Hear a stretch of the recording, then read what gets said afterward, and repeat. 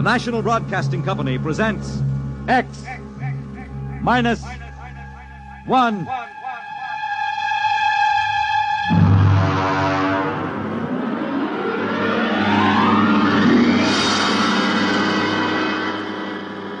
Tonight, X-Minus-One presents Peregrine's Wonderful Dolls by George Lefferts.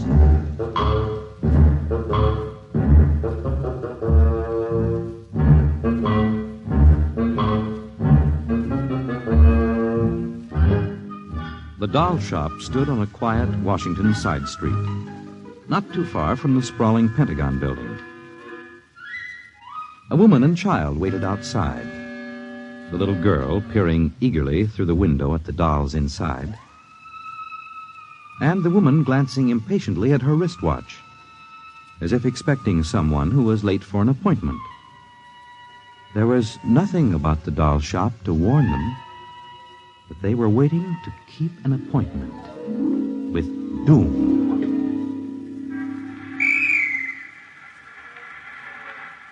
Mommy, look. What, dear? In the window of the shop, the tiny dolls. Oh, Mommy, do you think Daddy will buy me one? We'll ask him when he comes, dear. Should be here soon. He said 3 o'clock on this corner. I see him, Mommy. See? Oh, Henry, over here. Hello, dear. I'm sorry I'm late. Well, we're all ready to go shopping. Cindy's been... Yes, well, I'm afraid we'll have to call off the shopping, Ellen. Oh, Henry, we promised Cindy. Well, I'm sorry, but it's just one of those things. You've been the wife of an army colonel long enough to know his life isn't his own. What is it this time? Well, some more of that flying sphere nonsense. The pilot who says he sighted it last month crashed and was killed today, and the general wants a full report. Oh, dear. What next? Well, I got a staff meeting at the Pentagon at 3:15. Daddy, look in this window. Well, I haven't time, dear. Alma, I've Just for a minute, Daddy, Yes, please. Now, Cindy, I haven't time to stop and watch a bunch of 6-inch dolls parading around in the shop window. Say, they are lifelike, aren't they? Look at that, Alma. Dolls are marching around like a regular review. They've even got their own little band. See the one in the red jacket, Daddy? Yeah. He's the leader. He's bowing to us. Well, they don't look human. Henry, your staff meeting. Oh, yes. Well, I got to run. Can we buy one, Daddy? Well, not now, dear, and I'll run along. Now, don't go spending a lot of money on that nonsense. No, Alma. dear. Bye. Bye, Cindy. Bye, Daddy. Oh, look, Mommy, the band is going to play. Aren't they wonderful, honey? Honey, I must have stood on this corner 1,000 times. I've never noticed this shop before. Look at the man inside, Mommy. Who's he? That's the proprietor, dear. Doesn't he look funny with those red cheeks and white mustache? It's easy to see who he models his dolls after. Mommy, look. He's coming to the door. He's coming. Good evening, children. Good evening.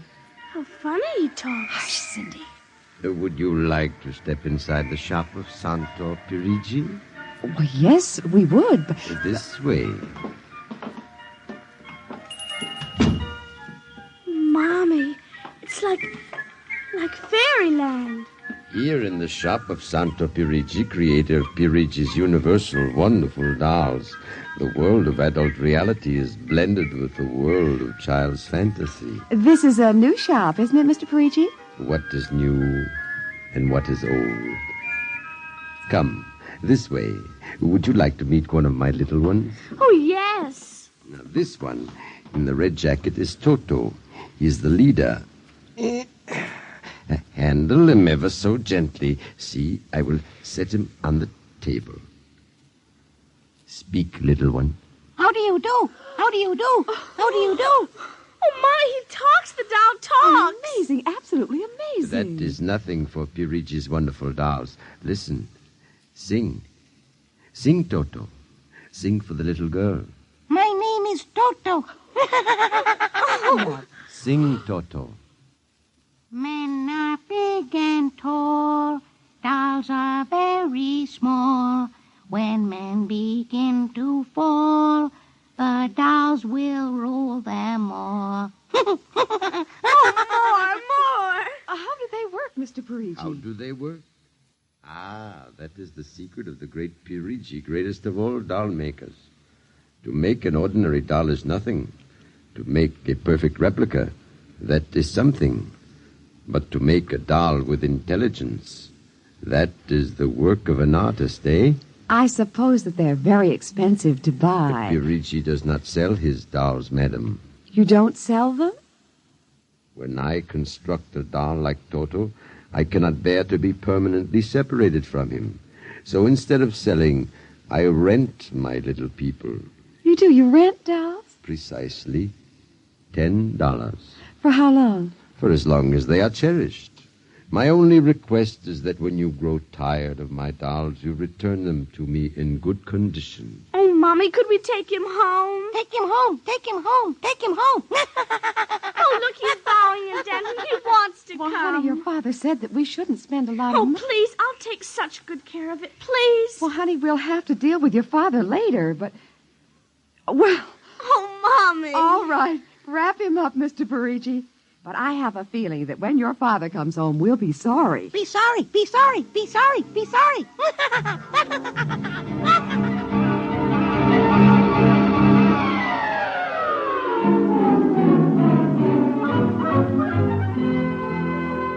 Now, Toto, this is my room, and you're going to sleep right here next to my pillow. I wish you wouldn't laugh like that. I'm going to have to teach you some manners. And you be quiet because my daddy will be home soon. And he's a colonel in the Air Force staff. And he'll bust you to private if you don't behave. Come along now. I'm going to introduce you to my puppy dog, Mr. Blister, so be good. Here, Mr. Blister. Here, Blister. Come on. Mr. Blister, this is Toto. Oh, dear, I don't think Mr. Blister likes you, Toto. Come over here and shake hands with Toto, Mr. Blister. Come on now. Mr. Blister! Let him go! Let him go! Let him go! Get him! Cindy! Mr. Blister, come over here. Come over here. Cindy, what happened? Mr. Blister tried to bite my doll. Look at how frightened he is. Oh, honey, dolls don't get frightened. But he was frightened, Mommy. He screamed. You imagined it, dear. It's only a doll. He did. Well, Mr. Blister didn't mean it. Now, you know he's the gentlest little pup alive. He is, and he's nasty, and I hate him. Oh, now see, you've hurt his feelings. I don't care. He tried to bite my new doll, and I don't ever want to see him again, ever. Oh, dear. All right, Mr. Blister, you come downstairs with me. Cindy's angry with you tonight. I'll kill him. Cindy, where did you learn a thing like that? Toto said it. Honey, you've had a very exciting day. Now, brush your teeth now and go to bed, Daddy's coming home late, so he'll see you in the morning. Good night, dear. Sleep well. Hate him. Hate him. Hate him. Hate him. Hate him.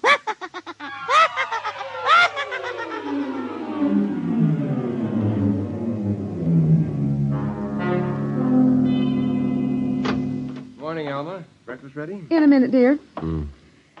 How was the staff meeting last night? Horrible bore as usual. I don't know what's got into the old man.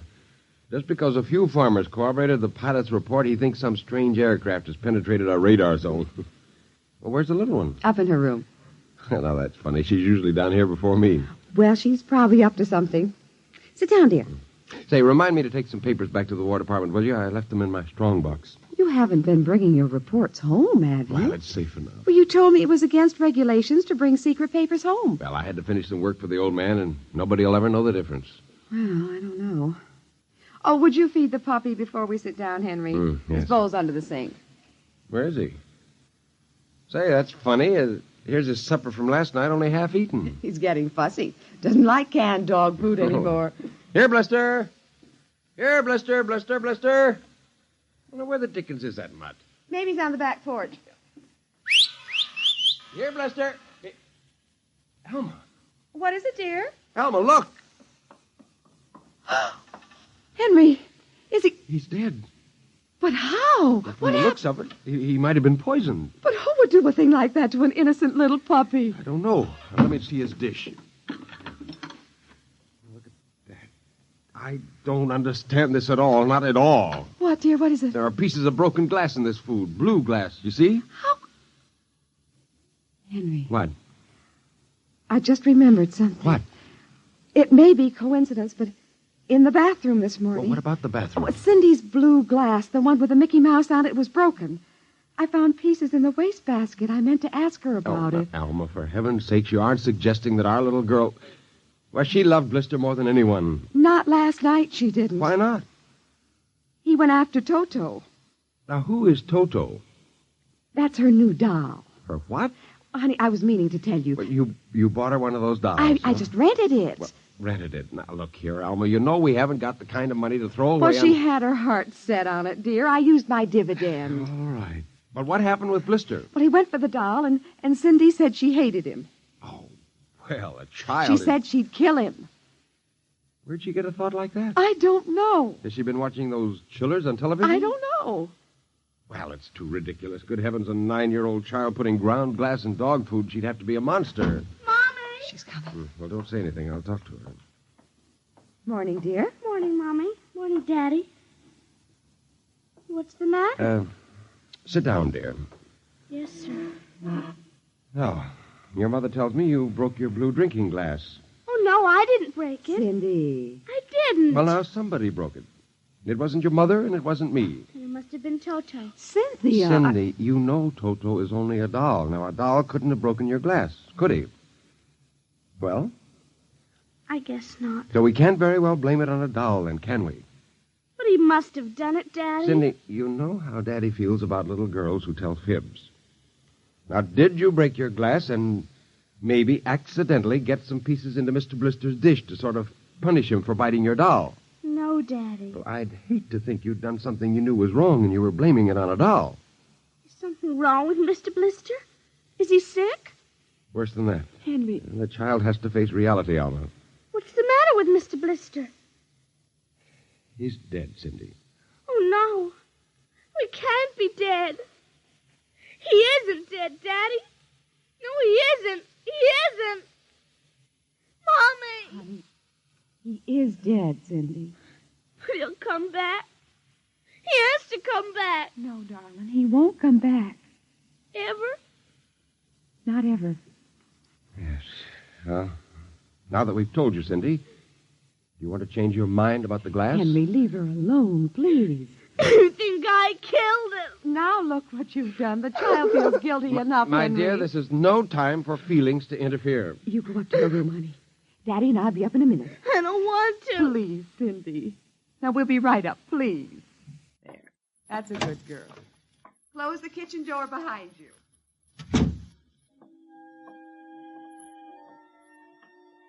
Mr. Blister's dead. He isn't coming back. Ever. Ever. Daddy thinks it was me, but it was you. It was you.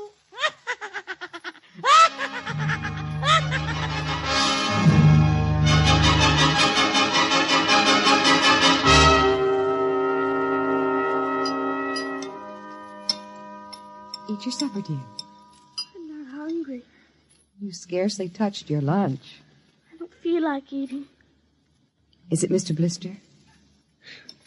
Now, answer your mother. She'll work it out her own way, Henry. Well, I don't know, Elma. When I was a boy, there was such a thing as discipline. Now, the way this child is being brought up... Henry! Well, it's true. There's no respect, lying, and... Oh, there, honey. Now, your father's upset. He doesn't mean Well, it. what's happened to us? We were a nice, peaceful, happy family until you bought that cursed doll. Now who's blaming things on the doll? Well, it's true. Oh, now I've spilled my coffee. I'll get you another cup. Never mind. I'm late now. I better be going. Oh, you wanted to get some papers from the strongbox. Oh, yes. Cindy, please, try to eat something. Yes, ma'am. Alma! Alma! What is it? Alma! It's gone. What's gone? The strong box is gone. It can't be. The door to your study's always locked. You and I have the only keys. I know all that, and I tell you it isn't there. Well, who would go? I don't know. Alma, those confidential reports, if they ever got into the wrong I hands... warned you about keeping them there. What if it ever came out in the open? Can't you see the papers? Call the police, Henry. And throw my Army career in a wastebasket after 17 years? No. We've got to find it ourselves. Well, it was there when I went in to clean this morning. What about your key? It's right here. I always keep it with me. It's funny. Oh, no. My other keys are on the ring. Oh, you've lost it. I don't see how. Alma, how could you... Oh, Henry, please. We'll search the house. I can't think of anything else to do. Well, you'll miss the staff meeting. Meeting? My whole career goes up in smoke if we don't find those reports. Somebody got hold of your key and opened that room and... I know. Cindy. You leave the child alone. She's been through enough. You know she wouldn't do a thing like that. I don't know anything anymore. I don't even know my own child. I don't even know you. All I know is that strongbox is gone and it contains papers that are dynamite if the wrong person gets them. The question being who? What's that? It's coming from upstairs. It must be Cindy's doll. Oh, that blasted doll again. Something must have set it off. I don't know how the mechanism works. For heaven's sakes, let's go up and shut it off.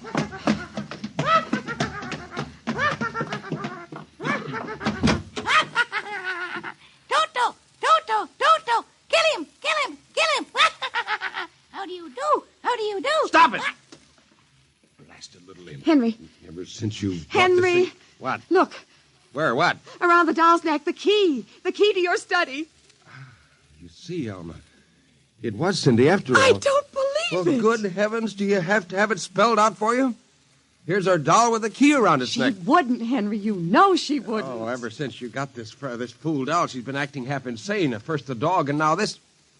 I think she hates us, Alma. Henry, Cindy is my child. I know her. I know she's a good, sensitive person with no malice in You're her. simply refusing to face the facts, my dear. What are you going to do? I'm going downstairs and have a talk with that young lady.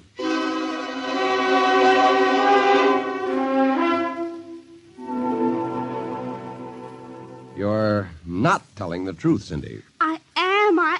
Cindy, now you know that strongbox is very important to me. Now, I can understand that you might have been angry at me because I scolded you, and so you took it and hid it, just to spite me. Now, all I ask is for you to tell me the truth. Now, where is it? I didn't take it, Daddy. Honest, I didn't take it. Well, I suppose you're going to tell me now that a little 6-inch doll took it and hid it. Well, I'm speaking to you, young lady. But I didn't take it, Daddy. You don't understand.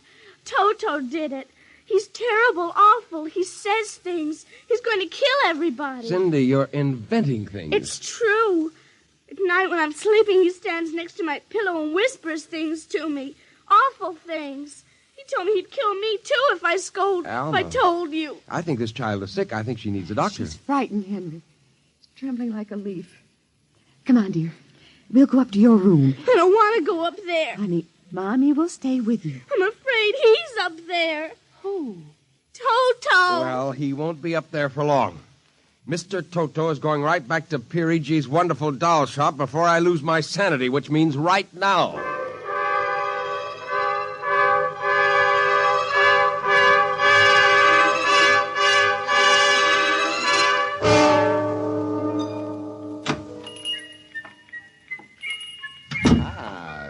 Grayson, welcome to the home of Peregrina's wonderful doll. Are you Peregrine? Santor Peregrine, creator of the universal doll, the doll with a mind, the doll which... I'm returning one of your masterpieces. Oh, if you will step into the rear of my shop. Now the complaint. No complaint. Here's your doll. Good riddance. My little Toto. Rejected. You found the world of men too filled with hate. Hate. We will change all that later on. Return to your comrades in the window, little one.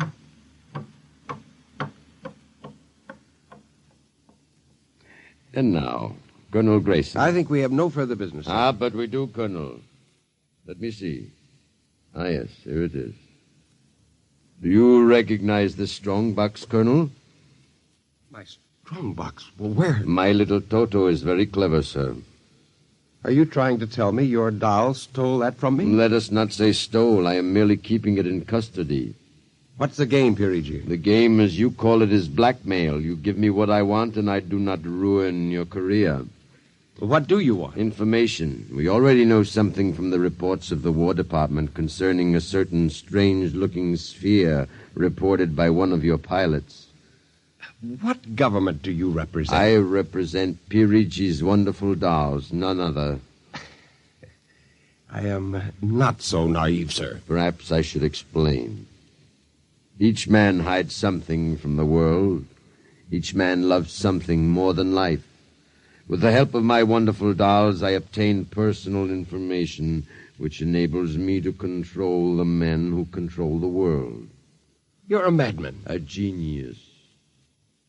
You would be surprised at the list of men who have become the confidants for my dolls.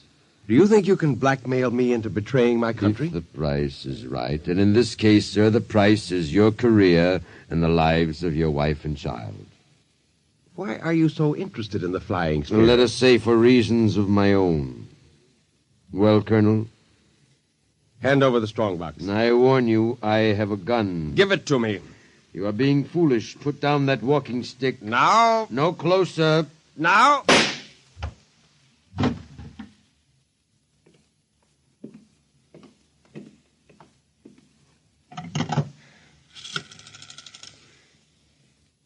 Hello?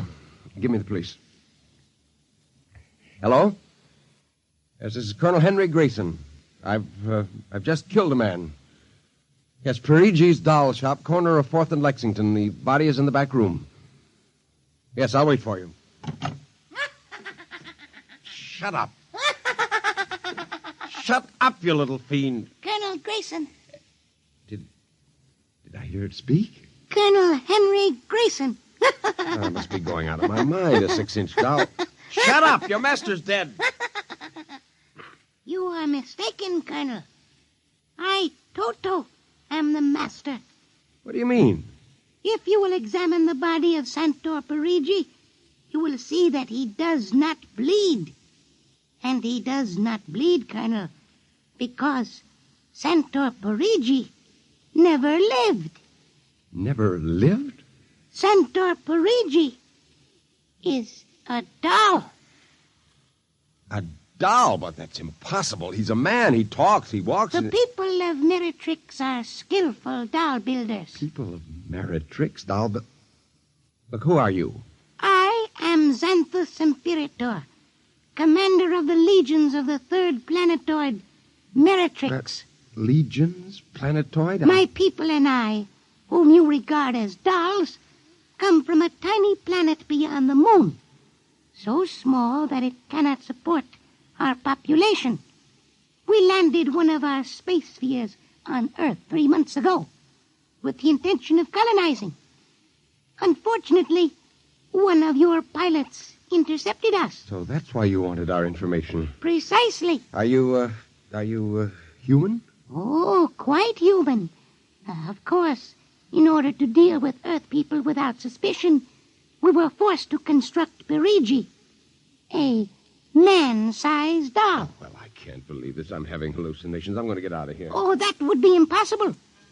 We have weapons of destruction quite unknown to Earth people. Well, I phoned the police, and they'll be here soon. By the time they arrive, my people will have prepared something quite shocking.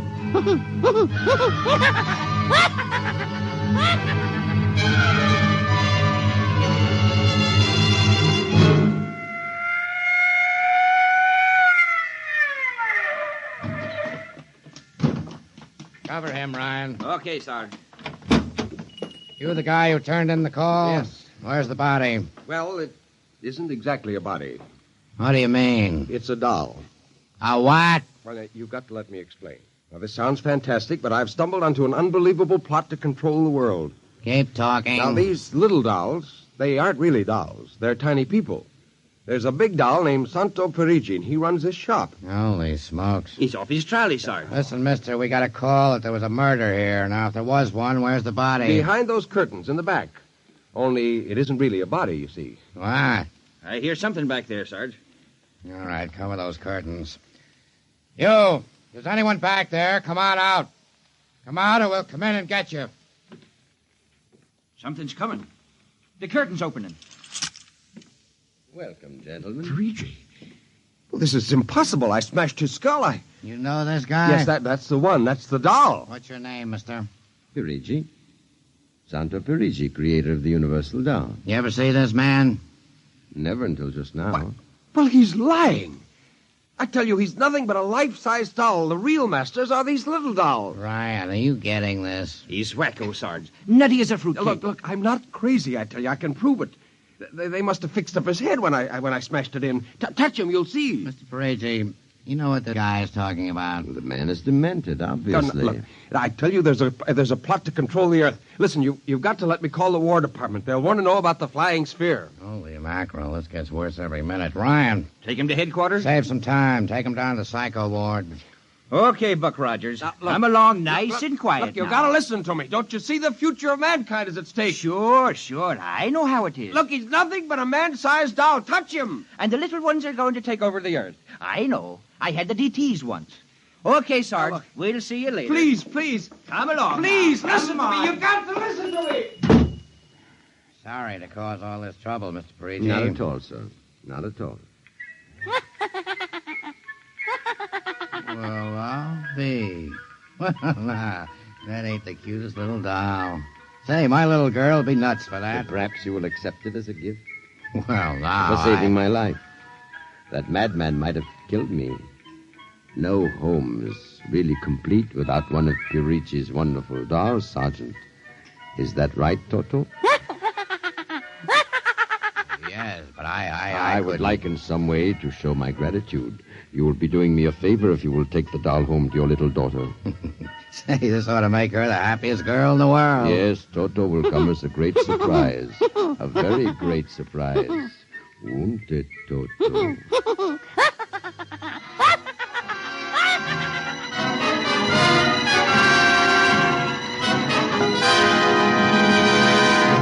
Tonight, by transcription, X-1 has brought you Pirigi's Wonderful Dolls, written by George Lefferts. Heard in the cast were Janet Alexander as Cindy, Ann Petoniak as Alma, Nelson Olmsted as Henry, Joe DeSantis as Pirigi, Michael O'Day as Toto, Ken Lynch as the Sergeant, and Frank Milano as Ryan. This is Fred Collins speaking. X-1 was directed by Fred Way and is an NBC Radio Network production.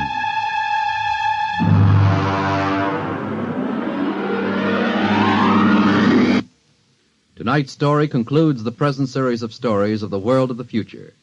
If you'd like to hear X-1 return to the air at some later date, please drop us a postcard or letter addressed to X-1, care of the National Broadcasting Company, RCA Building, New York.